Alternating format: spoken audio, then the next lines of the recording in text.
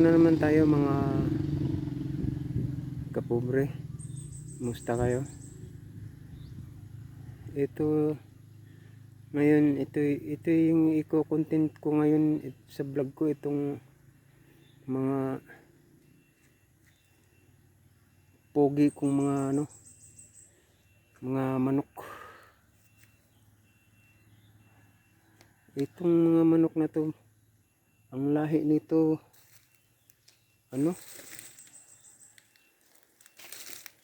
ang lalaki nito mga kapobre, tatay nila claret, white claret. Tapos yung nanay naman nila galing sa kaibigan ko, LA White, lahing tawag dito, yung imported. 5 piraso to mga kapobre, 5 piraso.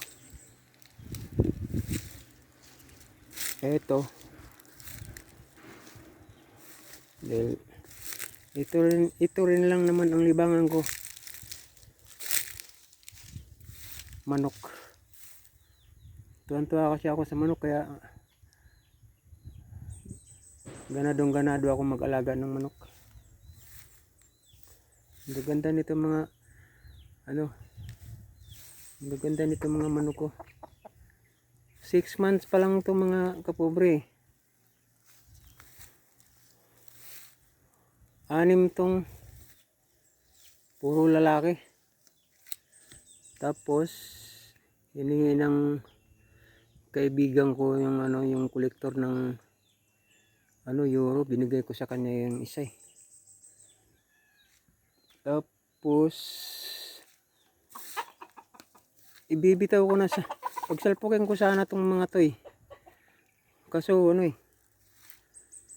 yung balaybo nila murang mura pa, gawa nung kalulugon lang. Ayan mo,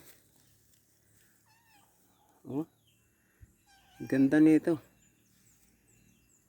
pupogi, hindi nagmana sa amoy. Joke. Ito mga kapobre, minsan kasi nagsasabong ako, tapos wala lang, yung tipong pag nagkapera, pag may excess money baga, hindi naman yung pambigas tapos susugal mo sa manok. Ito pag may pera, yung sobra talaga na pwede ipang sugal, magsasabong ako. Pero ibig sabihin na uunahin ko yung pagsasabong ko, hindi yung lang, yung bitaw-bitaw lang. Tapos pag may bumili, bimbinta ko rin naman pag may bumili. Pag nagkasundo sa presyo. Kaya nga yung sinasabi nila, FDP na fund price. Pag nagkasundo sa presyo, di benta ko. Pag hindi, di sorry na lang, my friend. Ating kalsada kasi ito mga kapobre, ginawan ko sila ng Indian hut, gawa nung doon sa tinitirhan nila, doon sa may puno ng mangga ang iilap nila Pag nakakita sila ng ibang tao, kala mo mga ibon, tawag dito, yung lulumpat-lumpat. Buti kung ako lang lagi ang lumalapit. May mga kaibigan din ako, lumalapit din sila gawa nung patingin nga, gaganda naman ng manok mo. Ang kulay nito nga pala mga kapobre, tawag dun, sinibalang, tsaka ugis. Kung sa Bisaya, kung sa Bisaya nga ano, Bisaya na tawag nito ano, tabas. Tabas yan dito. Ito yung Indian hat nila, pinatungan ko ng pantalon kong pantrabaho gawa nung init masyado kanina eh. Grabe, sobra. Naawa ko sa ano, sa manok eh, kalalabas lang nila eh. Ngayon, ito sila. Yung nanay nila tsaka tatay nila nandun sa kabilang ano, kabilang pwesto.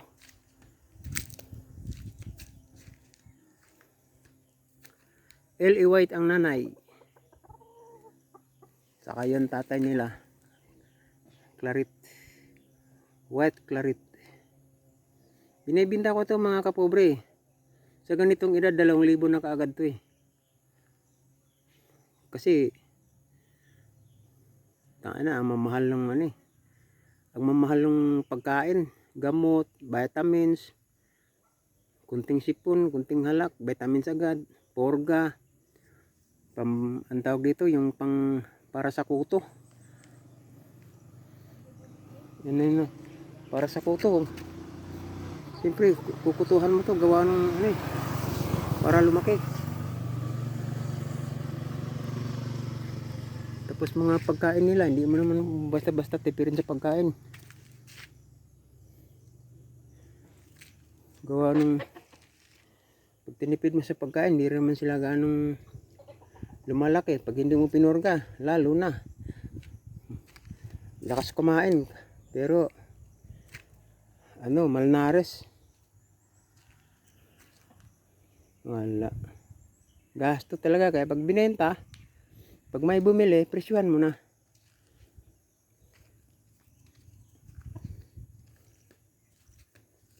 Akin nga pala to, ba't ko nasabing presyuhan nyo na? Ako pala magpe-presyo, joke. Ano ba yan? Ito naman si alaga kong si Kuting. Ang kulit.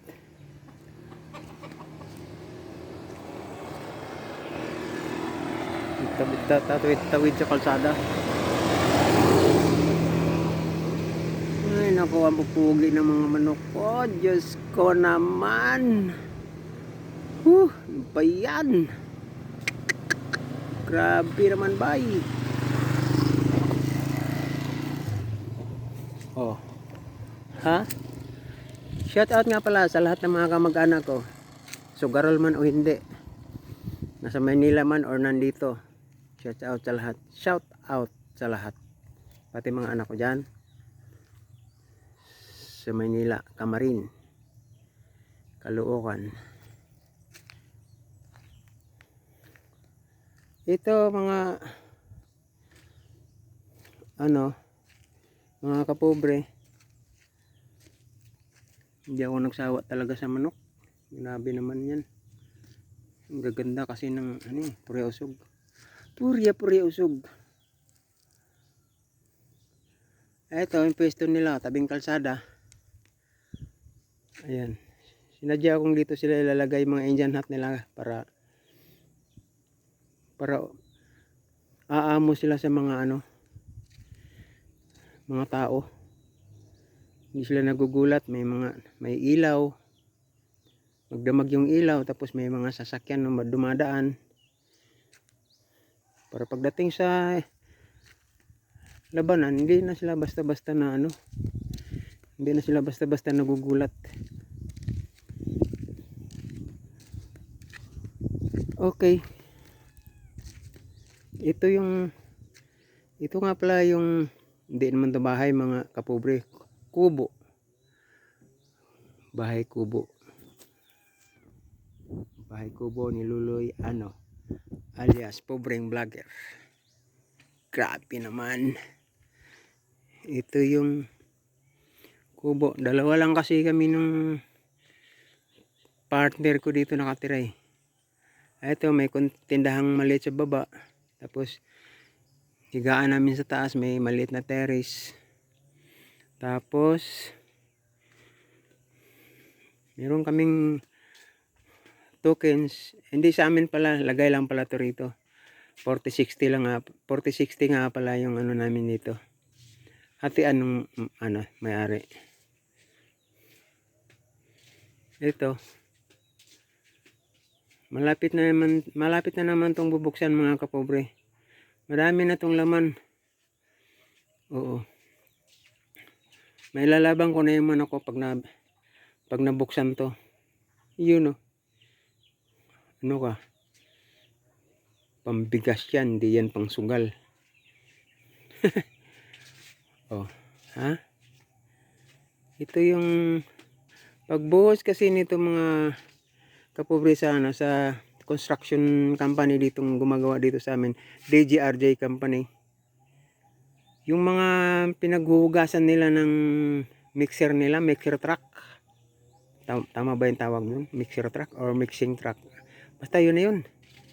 Pag hinuhugasan na yun, nilalagyan ng tubig yung tangke, pag nabuhos na sa kalsada, hinihingi ko sa kanila yung ano, yung pinanghuhugas. Dito ko ngayon pinapabuhos. Dito sa may video okayan. Ayun, oh. Tapos, titigas din naman pala. Oh, di okay na sa alright. Oh. Di ba? Wala nang putik pag nagtag-ulan. Oh. Ganun yun. Ayan pa mga sinampay ko. Malapit na matuyo yan. Sobrang lakas ng init. Sensya na kayo sa kubo ko. Talagang kubo lang talaga. Oh, paano? Follow nyo naman ako. At saka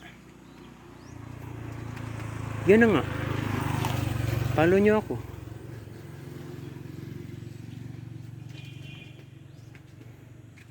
At saka huwag nyo mang kalimutan i-like. Tulungan nyo naman ako.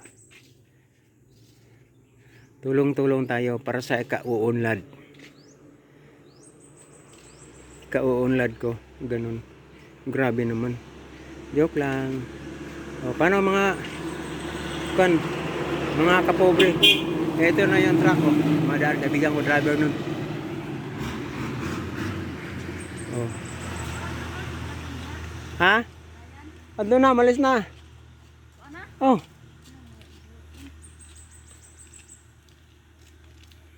Malis na kanina pa. Tiksi lang si Tita Be nga. Magpapalit ko og tambal. Diri rang bayad. O, paano? Dito na lang ako. Mas Tita? Hindi. Nagbablog ako eh.